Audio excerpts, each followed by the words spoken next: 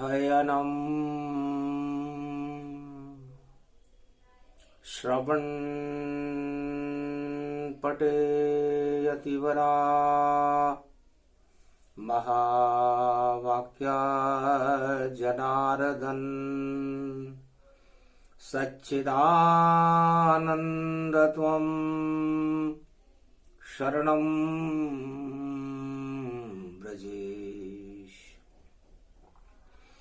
यादवेन्द्रं दयादाता पुण्डरीक्षा क्षीरसागरशयनं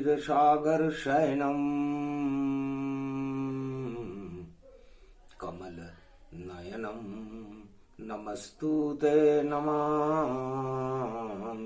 श्रीहरि। धैर्य से जिसको धारण किया जाता है, कर्णपटुओं से जिनका पान किया जाता है, ऐसे सच्चिदानंद भगवान श्री यादवेंद्र सरकार को मैं नित्य ही चिंतन करता हूँ, नमन करता हूँ। जिनको नमन करने से मंगलादि मंगल तो हो ही जाते हैं, साथ ही में बहुत बड़ा बल मिलता है मनुष्यों को।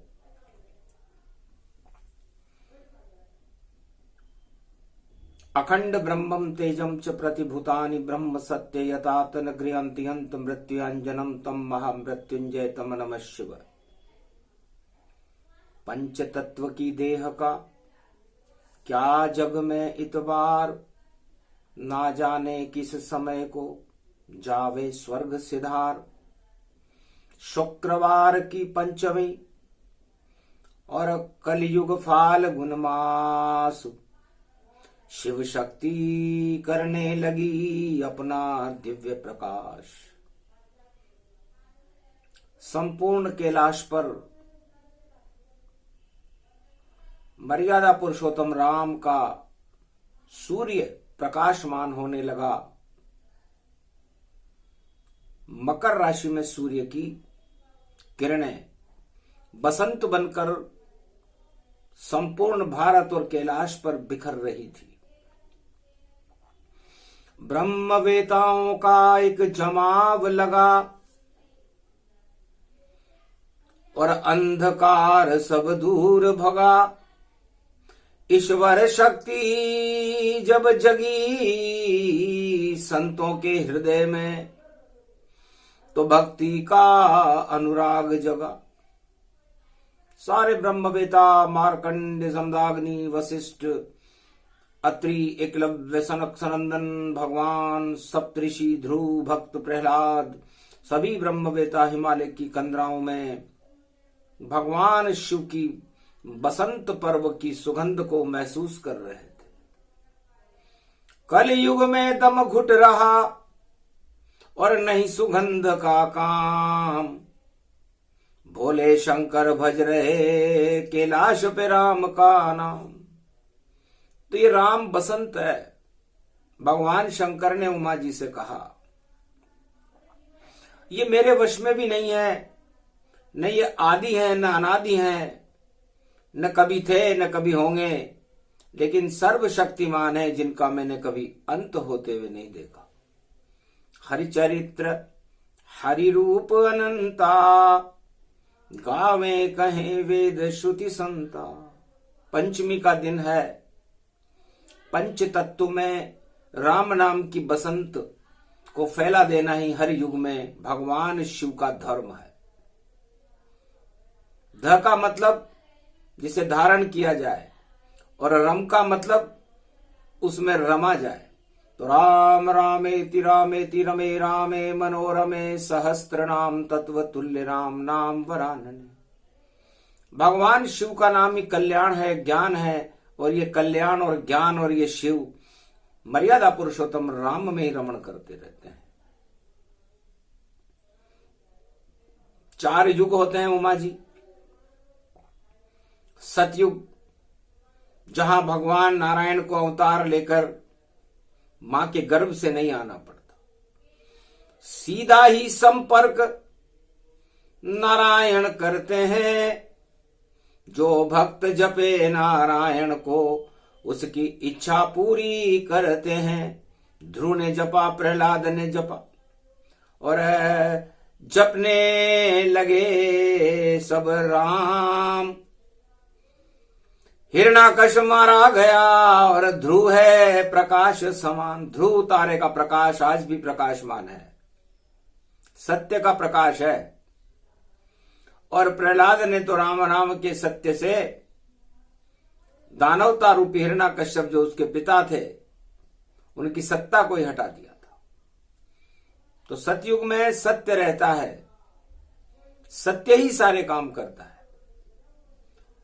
और नारद भगवान विष्णु के पत्रकार हैं। नारायण के संदेश को घर घर तक पहुंचाने का काम 3 युगों में तो नारद जी करते हैं, लेकिन कलयुग में नारद नहीं। कलयुग करे मशीन और यंत्र सभी करते प्रचार और बने हुए जगदीश। कलयुग में नारद जी हिमालय पर तो आते हैं लेकिन मृत्यु लोक में विचरण नहीं करते, क्योंकि माया चढ़ जाती है कलयुग की और कलयुग कालिमा गति जानो। इस कारण नारद आते नहीं कलयुग में। या तो प्रचार तंत्र मशीन मानो, या मशीनों से, दूरदर्शन से और रेडियो से, आकाशवाणी से प्रचार होता है। राजा के संदेश सुनाए मशीनें और जैसा राजा वैसा रूप नवीने। तो राज प्रचार करेगी मशीनें और नहीं कोई ईश्वर है अब इनमें ईश्वर नहीं होता, क्योंकि मशीन नश्वर होती है। यंत्र यह यमराज को कहते हैं उमा जी। और यंत्र तो ये मशीन सबसे पहले लोहे से बनती है और लोहा शनि का रूप है और शनि यमराज बनकर के उन मशीनों में राहु केतु बनकर के छाया रहता है। तो प्रचार ही प्रचार है, प्रसार ही प्रसार है। पर कलयुग में देखो ईश्वर नहीं साकार है। धूमधाम सब करे रे मशीने, ऐसा कलयुग आवेगा। और राजा प्रजा सब अपने को ईश्वर है और जैसा मान दिखावेगा। सब अपने को भगवान ही माने, कोई भगवान शरण नहीं जावेगा। नारद ऋषि कहे विष्णु जी से और ऐसा कलयुग आवेगा। भगवान विष्णु से नारद जी ने कहा महाराज, सतयुग में सबसे पहले संदेश, चाहे वो हिरण्याकश्यप हो, चाहे वो राजा बलि हो, चाहे कोई सा भी राजा हो, संदेश आपकी आज्ञा से देने में जाता हूं। नारद एक पत्रकार हैं। ना का मतलब नारायण से है और र का मतलब उनकी रश्मियों से है और द का मतलब उसे वो प्रदान करते हैं, देते हैं। तो नारद कोई शक्ति ही नहीं, वह आकाशवाणी कहलाती है। और नारायण की जैसी इच्छा होती वह राजा को जाके बताती है, उसको नारद कहते हैं भाई। और नारद वीणा बजाते हैं और वीणा होती सरस्वती, वह शुद्ध बुद्धि बतलाते हैं। तो पत्रकार का काम क्या होता है उमा जी? नारद जैसा पत्रकार हमने चारों युगों में नहीं देखा। उनका काम शुद्ध बुद्धि को फैलाना होता है। श्रीमन नारायण नारायण नारायण। नारद की वीणा बजी, सरस्वती प्रगटाए, ईश्वर के संदेश को और नारद वीणा सुनाए। सारे ब्रह्मवेता, सारे राजा और सारी प्रजा उनके संदेश को सुनकर के गदगद हो जाती थी, क्योंकि भगवान विष्णु का आशीर्वाद नारद जी राजाओं को और प्रजा को देने आते थे और उस संदेश को सुनकर के राजा और प्रजा अपने में सुधार करती थी। तब सतयुग ऐसा होता है, सब नारद की ही सुनता है, और जो नारद से बैर करे वह सत्ता से हट जाता है। तो कितनी शक्ति नारद में है जो सुमति को प्रगटाते हैं, और नारायण के हैं पत्रकार और वह संदेश सुनाते हैं। कोई झूठ कोई अफवाह ही नहीं, सब सत्य सत्य बतलाते हैं। चाहे राजा को अच्छी लगे या बुरी लगे, पर नारद वीणा गाते हैं। तो किसी भी राजा को सतयुग में, त्रेता में और द्वापर में यदि नारद जी की बात अच्छी लगे तो वो नारद जी का कुछ कर नहीं सकता। इतना सत्य प्रचार है नारायण का प्रचार, इस कारण लंबी चलती थी तीनों युगों में सरकार। इसलिए सरकार लंबी चलती थी। धर्मराज हुआ करता था। सतयुग में धर्मराज प्रहलाद का हुआ, ध्रुव का हुआ। उत्तानपाद के बाद ध्रुव ने राज किया। उसके बाद भगवान राम ने 36,000 वर्ष तक राज किया। उसके बाद 5,000 वर्ष तक पांडवों ने राज किया। सत्य का राज था, धर्म का राज था। लेकिन कलियुगन केवल नाम आधारा, सुमर सुमर नर उतर ही पारा। नहीं राजा का दिखे अकारा, क्योंकि नहीं सत्य संवारा। इसलिए नारद जी कलयुग में है नहीं, और कलयुग में राज बदलने का काम राजा खुद ही कर देते हैं। खुद ही अपना प्रचार प्रसार और डींगे बहुत लगाते हैं, और डींगों से काम नहीं चलता, और धाराशायी हो जाते हैं। अपने अवगुण को छिपाते हैं और अपनी जयकार लगाते हैं। इस कारण अधर्म हो जाता है और भ्रष्टाचार पन पाते हैं। ये कमी है, बस इतनी सी कमी है कलयुग में। कलयुग करे सुधार प्रजा गति जाना, तो लंबा राज चले बोले शिव भगवाना। यदि कलयुग में राजा सुधार कर ले और प्रचार से दूर रहे, भगवान नारायण कभी अपना प्रचार नहीं करते। आज तलक नारायण का और ब्रह्मा विष्णु महेश, तीनों जगत गुरु का प्रचार कहीं होता ही नहीं है। वो तो करते भारत प्रवेश, वो प्रचार नहीं प्रकाश करते हैं। और कलयुग में सारे राजा प्रचार करते हैं। तो प्र का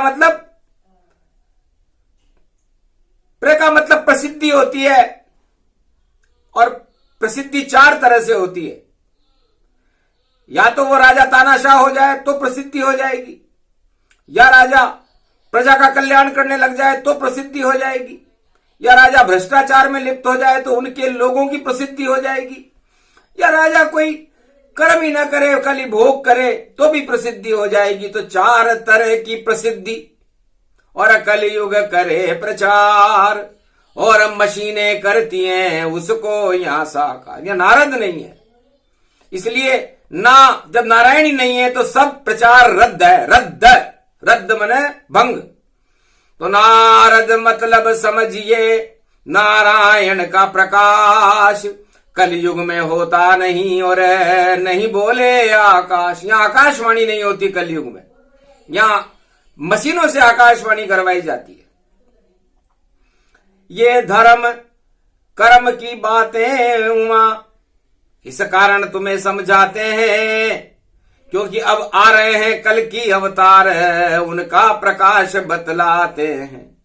नारद कलयुग भी में आ गए और बैठ गए रे कैलाश, और राम राज सुनना चाहे और नारद वेद प्रकाश। नारद जी ने वीणा बजाई, भगवान शिव को प्रणाम किया। भगवान शंकर ने कहा आज पंचमी है, फाल्गुन का महीना है, हमारी शिवरात्रि तो 18 फरवरी को आएगी। नारद जी आप कलयुग में कैलाश पर क्या करने आए? महाराज नारायण की श्रुतियां और लेकर यहां पर आया हूं, कल की अवतार होगा भारत में, ये तुम्हें बताने आया हूं। सदी 21वीं भारत की और प्रकाश से भर जावेगी, आकाश से होगी आकाशवाणी, सब प्रचार तंत्र हट जावेगी। ईश्वर का होगा फिर प्रकाश और भारत में राम राज आवेगा, और सब धर्म कर्म को मानेंगे, कोई प्रचार में अब नहीं जावेगा। सारा प्रचार तंत्र ही देखो और शून्य रूप हो जावेगा, और मशीन को कोई देखे ही नहीं, और वहां भगवान स्वयं दिख जावेगा। अभी कलयुग में कलयुग का मतलब ही मशीन युग है, इसलिए मशीन ही भगवान है।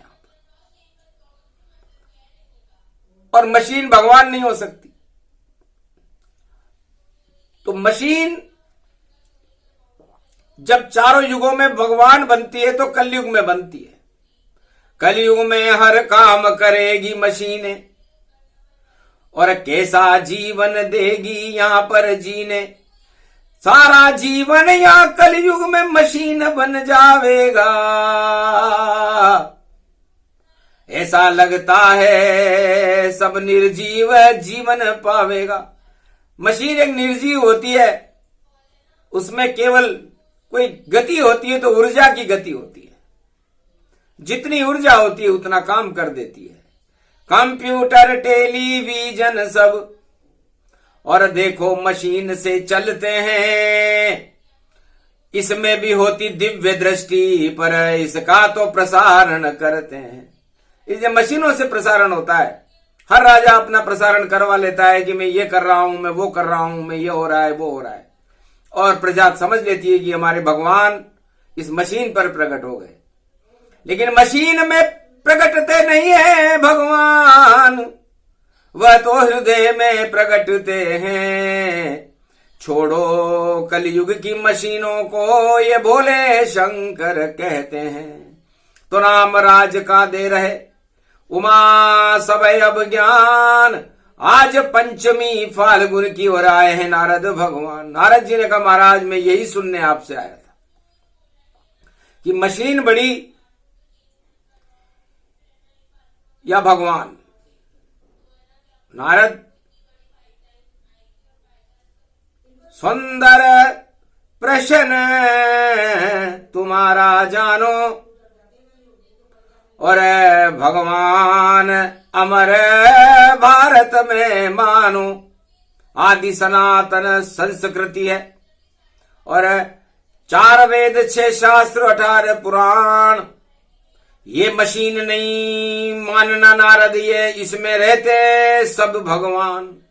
ये 4 वेद 6 शास्त्र 18 पुराण, ये कोई मशीन नहीं है। ये वेद व्यास जी ने बनाए हैं, जिनका प्रकाश चारों युगों में सारे संसार में प्रकाशमान रहता है, और इसी में भगवान रहते हैं। तो भगवान ढूंढना हो तुमको तो 4 वेद 6 शास्त्र 18 पुराण पढ़ो, और फिर जाकर के किसी राजा के दरबार में आप भी वीणा ये बजो, वीणा को बजा दो। महाराज पास नहीं गेट पास नहीं पावे, और नारद राजा के राजमहल में कैसे जावे। कलयुग में तो महाराज जा ही नहीं सकता, क्योंकि मेरे को कोई जाने नहीं देंगे कि भगवान वस्त्रधारी ये पंडित, और क्या ये वीणा लाए।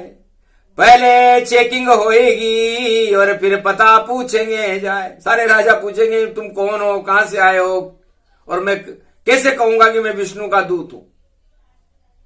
इसलिए अंदर राजमहल के कोई संत नहीं जा सकता है। इस कारण भैया उनका राज और जल्दी जल्दी निकलता है। जब किसी राजा के दरबार में राजमहल में राजा संत जा ही नहीं सके, और संतों को कोई रोक दे तो फिर प्रलय हो जाती है। सतयुग में चले जब सनक सनंदन विष्णु लोक में आए थे, और जय और विजय थे द्वारपाल, अंदर उन्हें रोक दिखाए थे, रोक दिया कि महाराज आप अंदर नहीं जा सकते।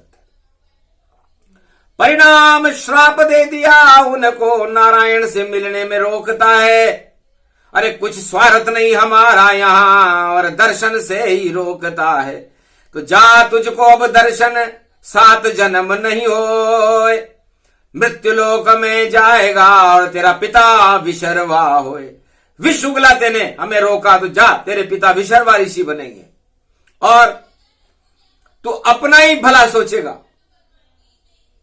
क्योंकि संत समागम हरि भजन जग में दुर्लभ दोए, सुत दारा और लक्ष्मी तो पापी के भी होए, संत परोपकार गति जाना। संत तो परोपकार करते हैं और तुम उस परोपकार को तुमने रोक दिया, तो जाओ तुम अपना ही भला करते रहना बस।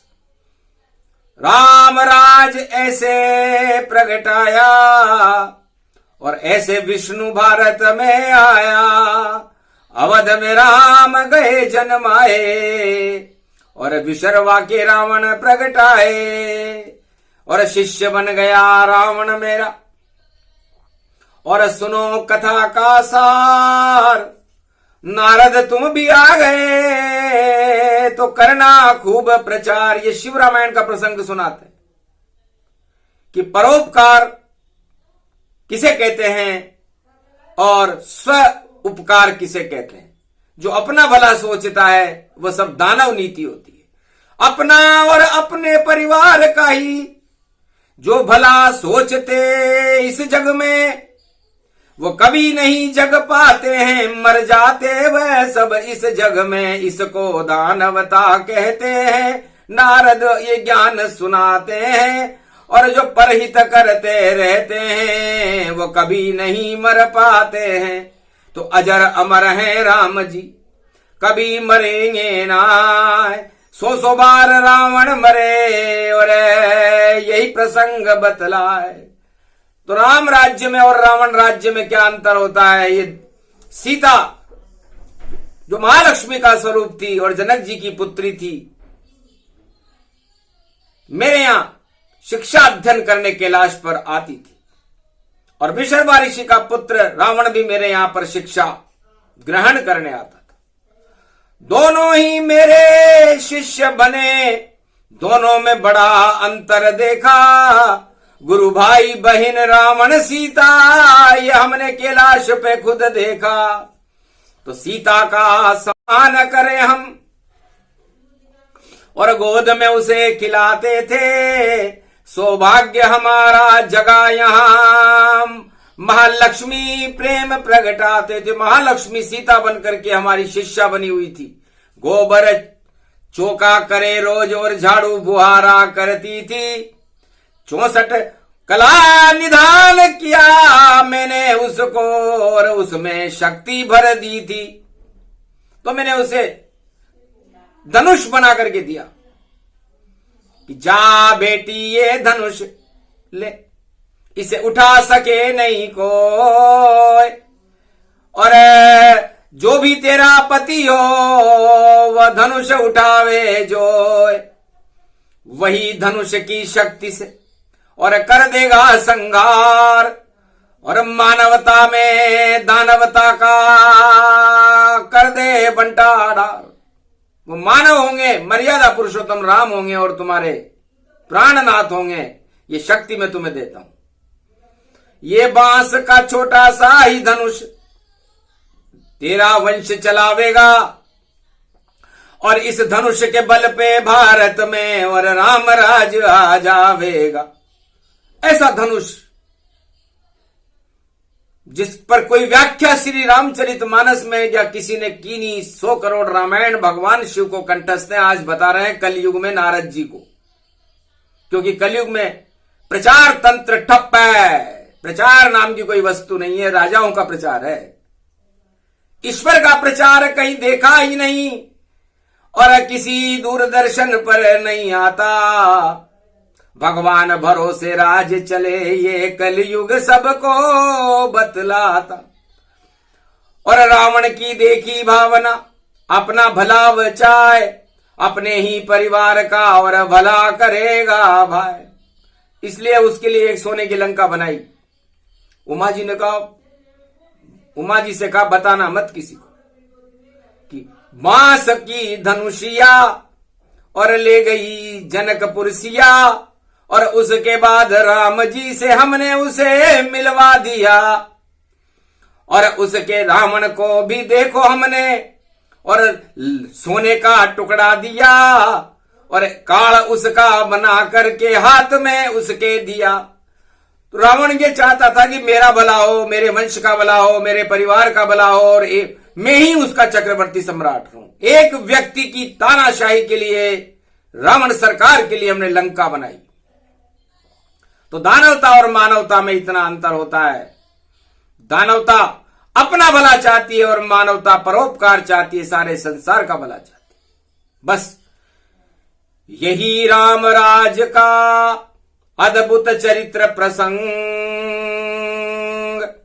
जन्म अवध में राम जी और धर्म था उनके संग।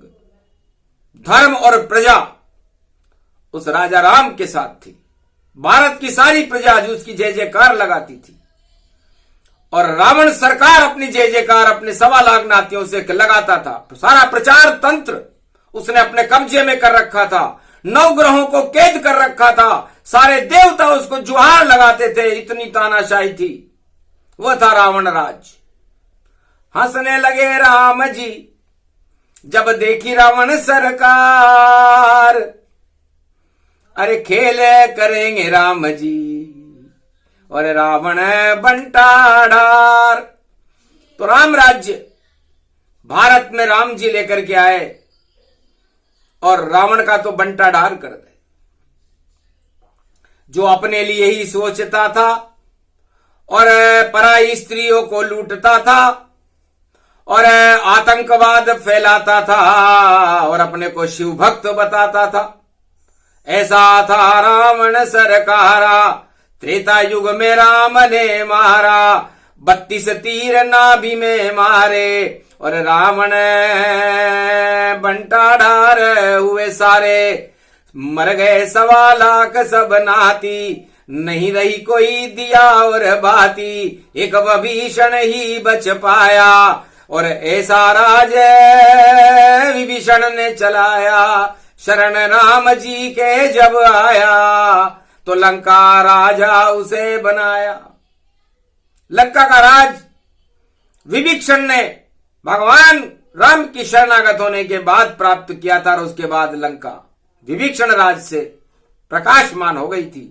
राम का नाम लंका में श्रद्धा से लिया जाता था। और रावण राज खंड खंड और सारा गिरा घमंड, और घमंड में चकनाचूर था और रावण रूप अखंड। तो जितनी भी दानवता होती है वो अपना भला चाहती है, अपने परिवार का भला चाहती है, प्रजा का और अपने देश का भला वो राजा है। दानव नीतियां कभी नहीं चाहती। चारों युगों में इसका वेद प्रमाण भगवान शंकर ने नारद जी को और उमा जी को बताया। और राम राज काहू नहीं व्यापा, देहिक देविक भौतिक तापा। अब राम विजेता बन गए।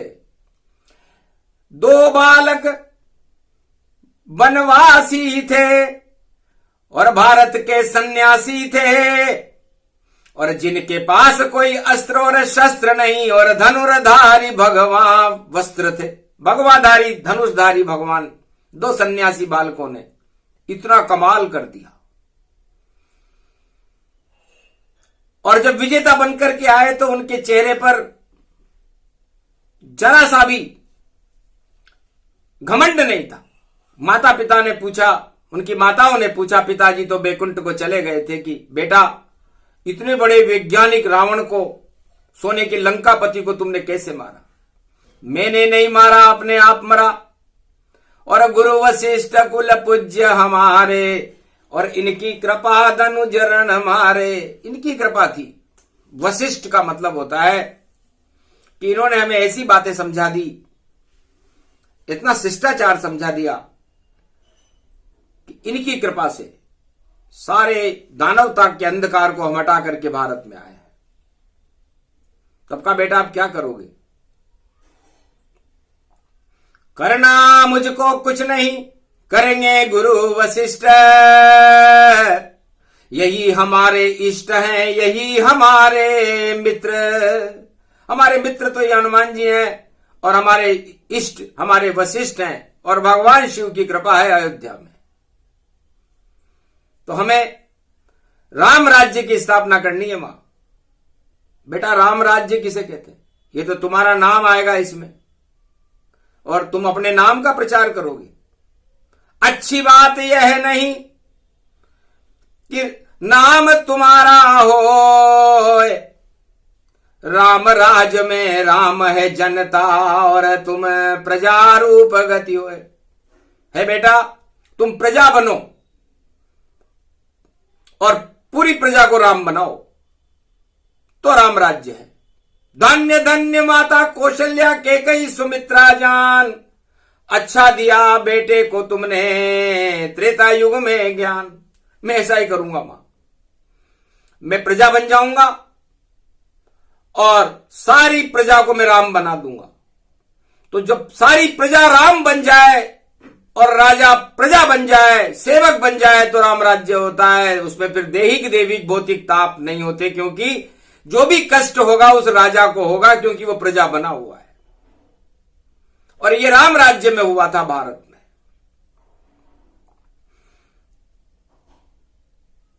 तब राम की जय जयकार होने लगी। तब कहा जयकारा बंद करो, मैं जयकार नहीं सुनने आया, मैं तो जनता की और पुकार सुनूं, इस कारण भारत में अवध में जन्म आया। मैं तो प्रजा की पुकार सुनने आया हूं। तो राम राज्य सारी अयोध्या की प्रजा का राज्य है। इसमें कोई दुखी हो, किसी को कोई आपत्ति हो और मेरी इस सरकार से किसी को कोई आपत्ति हो तो वह मुझे सुनाए।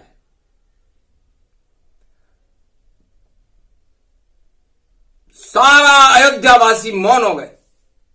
धन्य धन्य अवध श्री रामा, और क्या क्या करे तेरे गुण गाना। तब गुरु वशिष्ठ से राम जी ने कहा, महाराज ये कैसा राज्य कर रहे हैं हम?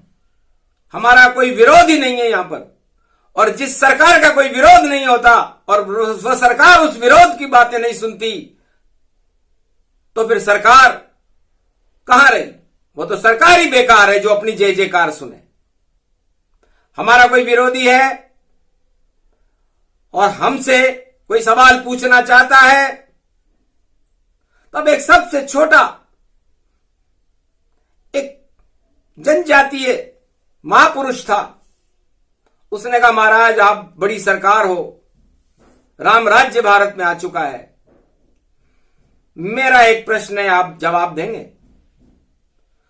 सिंहासन पर उसे बिठाया और राजा राम ने उसे बुलाया। क्या है प्रश्न तुम्हारा बंधु, राम करे स्वीकार, ये तो राम राज भारत में और प्रजा सत्य साकार। महाराज आपकी अर्धांगिनी कहां है?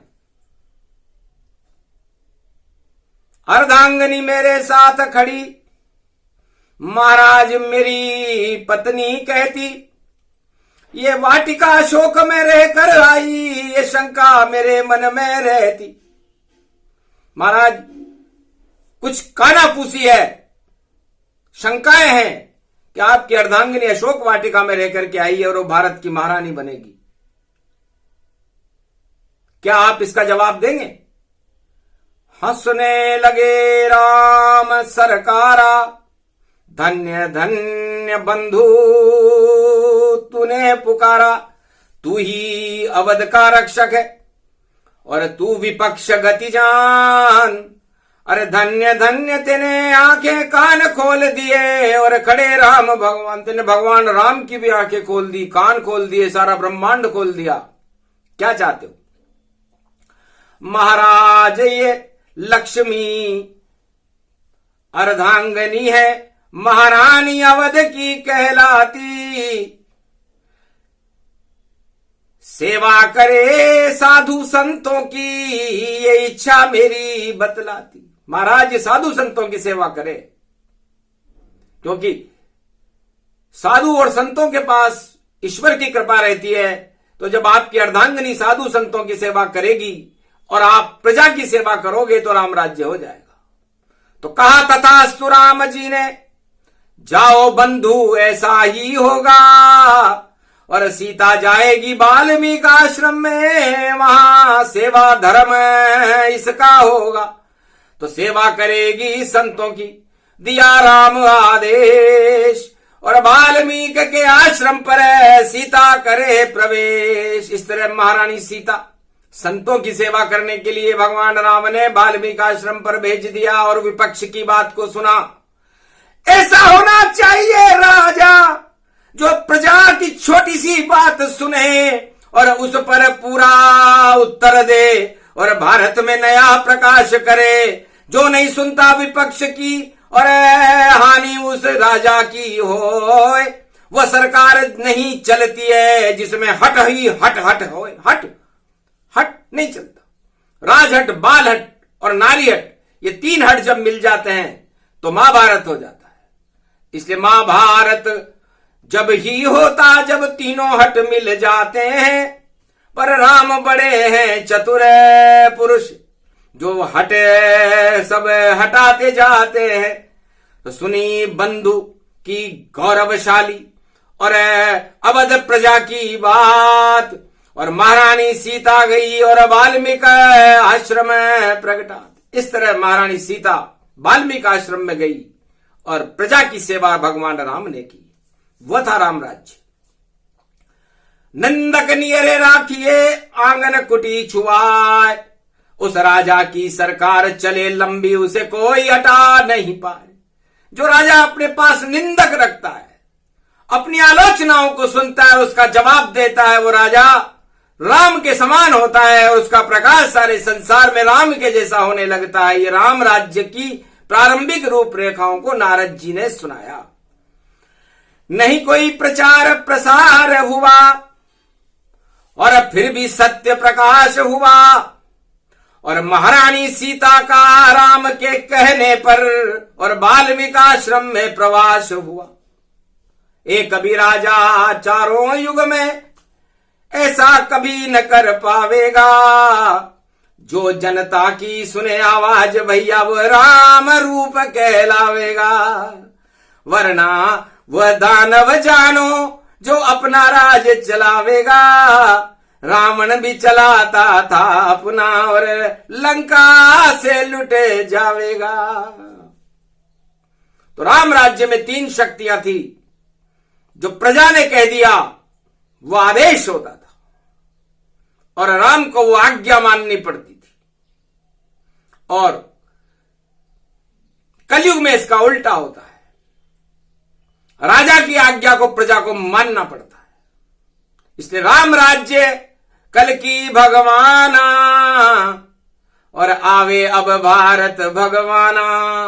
तो नारद संदेश सुन लिया नारायण का, ईश्वर भारत में आवेंगे, कल की मन करे कल युग आवे, सारे कलंक हटावेंगे।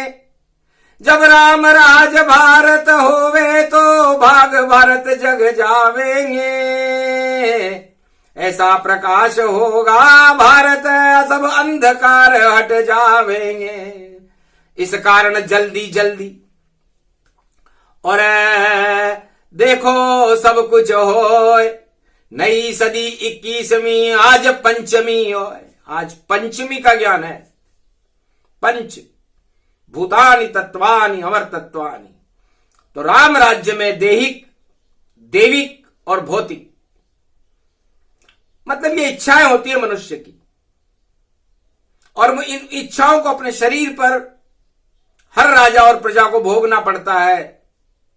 तो ये तीनों इच्छाएं ही भगवान राम ने भोगने के लिए कहा कि भोगो बाप राम का राजा, कष्ट पाएंगे राम ही राजा।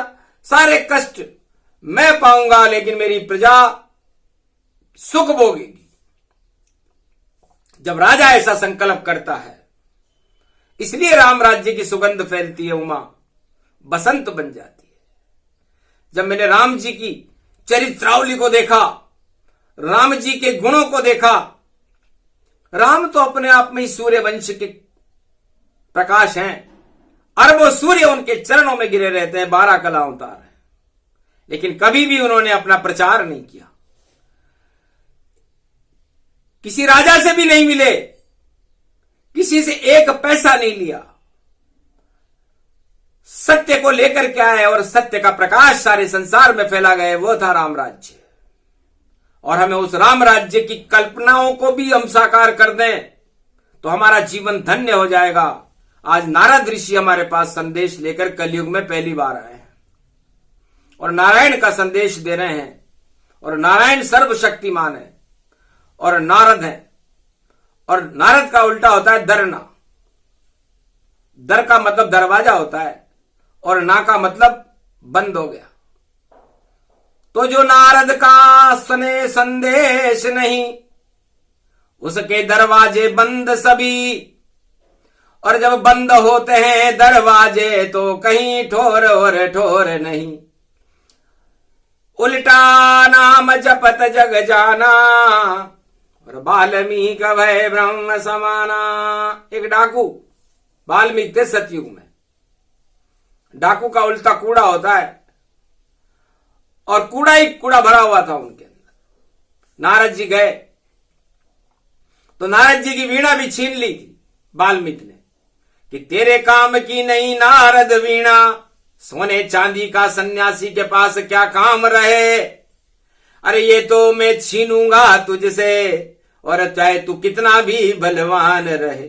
नारद भी घबरा गए सुन वाल्मीकि की बात। अरे क्या इच्छा है वाल्मीकि तुम्हारी, और बोलो हाथों हाथ। सोने चांदी में मेरी इच्छा है तो जा तुझको ऐसा सोना मैं राम नाम का देता हूं, भर लेना उसको अपने हृदय में, हो तो मैं तेरी चांदी कर देता हूं। क्यों बहलाते हो ऋषिवर मुझको, और मैं बहकावे में नहीं आऊंगा। चाहे मर जाऊं पर वीणा तेरी और छीन के माल कमाऊंगा। चुपचाप नारद जी ने वीणा और वाल्मीकि के हाथ दई। जब राम राम निकला उससे तो घबराहट वाल्मीकि के हुई। महाराज इसमें से ये कैसी आवाज निकल रही है कि तेरी आत्मा की आवाज है। जो इस वीणा को जो पकड़ता है उसमें नारायण की आवाज निकलने लग जाती है। महाराज ये आवाज मुझे अच्छी लग रही है पर ये मैं कैसे बोलूं, मैं तो बिना पढ़ा लिखा हूं कि जैसा चाहे बोल ले और ये नारायण की आवाज। और तेरे भाग जग गए रे वाल्मीकि जो वीणा तेरे हाथ। अब तेरी आत्मा से जो स्वर निकले वो रामचरित बन जावेंगे। और फाल्गुन मास की पंचमी है और राम जी लीला दिखावेंगे। तो फाल्गुन पंचमी को कृष्ण पक्ष की को और हो गया वाल्मीकि ज्ञान। और वीणा को छोड़ा नारद को दे दिया वापस और बोले मरा मरा श्री राम, मरा मरा मरा मरा बोला। राम का आत्मा में प्रकाश हो गया, राम की अनुभूति हो गई। और वाल्मीकि रामायण का अवतरण फाल्गुन शुक्ल पक्ष पंचमी, कृष्ण पक्ष की पंचमी को शिवरात्रि से पहले भगवान शिव की कृपा से वाल्मीकि करने लग गए। तो जब एक बालक को, मीक का मतलब होता है विष्णु की कृपा मिल जाए, उसके बाद फिर बचता क्या है। राज ताज सोना चांदी सब तुच्छ समान ही ये जानो, पल भर में ये हट जाते हैं और मूर्ख इनमें लिप्त मानो। छोड़ो सब माया जाल सभी, हमें राम नाम यहां जपना है। कल की भगवान का नारायण का संदेश आया, हमें भारत में राम राज अब करना है। इस कारण ये वाणी है अद्भुत रूप विशाल। अरे कलयुग के काल टालने आए कलयुग में कल की भगवान। नारद हतप्रभ रह गए कि राम राज्य होगा भारत में, कल की भगवान करेंगे। ये संदेश सतयुग में वाल्मीकि को नारद जी ने सुनाया था और कलयुग में नारद जी कैलाश पर फिर सुना रहे हैं। पुनरावृत्ति हो रही है। इससे सावधान सतर्क रहो, उल्टा पलटा हो जावेगा। सब ताज बिखर यहां जावेंगे, या राम राज आ जावेगा। इस कारण सब शक्तियां और देखो हो गई एक, नारायण की छवि को अपनी हृदय में सब देख। इसलिए अपनी आत्मा में आज से ही नारायण को देखना शुरू करो, अपने पापों का पश्चाताप करो और भगवान राम की अनुभूति करो। तो जो वाल्मीकि को भगवान के दर्शन हुए, 1.25 अरब भारतीयों को भगवान के दर्शन आज से ही शुरू होने लग जाएंगे। यह कोई हल्का संदेश नहीं है, कोई आकाशवाणी या प्रचार तंत्र नहीं है, भगवान की वाणी है, जिसे शंकर भगवान कैलाश पर दिव्य दृष्टि के द्वारा अपने मुखार बिंद से पढ़ते हैं। अंतरिक्ष के शब्द हैं जिसे शिव ही देत सुनाए। जब जब वाणी आती है तो अमृत झरने पाए। राम राज्य की वाणी कलयुग ये भारत में आती है। नई रोशनी नया सवेरा फिर भारत में लाती है। मर्यादा पुरुषोत्तम राम का दौरा होने वाला है और पुरुषोत्तम का मास पड़ा और राम प्रकाश होने वाला है। तो सावन के महीने में नारद जी ने कहा मर्यादा पुरुषोत्तम राम सबसे पहले कैलाश पर आएंगे और पुरुषोत्तम महीने की 1 महीने की कथा इस कैलाश पर्वत मानसरोवर पर श्रावण में गुरु पूर्णिमा से प्रारंभ करेंगे। बोलो क्या आज्ञा है भोले तुम्हारी, पुरुषोत्तम आ गए अवतारी। ये संदेश नारद यहां लाए और इस संदेश से भारत के भाग्य जगाए। तो भारत के भाग्य जगाने के लिए ये वाणी है और इस वाणी को भगवान शंकर कलयुग में इसलिए कर रहे हैं कि उसके बाद तो राम राज्य हो जाता है। तो राम राज निश्चित होगा और कल की करे प्रकाश और ये कैलाश भारत में होगा सत्य प्रकाश। चीन में नहीं, भारत में होगा कैलाश। भूकंपों में दुनिया बदले और बदल सभी कुछ जावेगा। कैलाशपति के दर्शन भारत में अपने आप हो जावेगा। ओमकार झनकार उठे, हो गया सत्य प्रकाश। नारायण की शक्ति है और नारद कैलाशपति के पास। ये प्रसंग जो भी सुने राम राज्य प्रसंग, भारत में भी राम राज्य होगा और राम भारत के संग। तो 21वीं शताब्दी में कलयुग में ये योग आया। भगवान भारत के नजदीक हैं, समीप हैं, हर आत्मा के अंदर है। इसलिए तो भगवान कैलाशपति समंदर है और समंदर के अंदर है राम जी। और राम नाम गुणगान भारत का कल्याण है, बोले शिव भगवान। ये प्रसंग जो भी सुने राम रंग चढ़ जाए, अधर्म का सब नाश हो और धर्म की जय जय पाए। बोलो जय कैलाशपति, जय नारद भगवान, नारायण भगवान की, भारत माता की, कल की भगवान की, आज की आनंद की जय।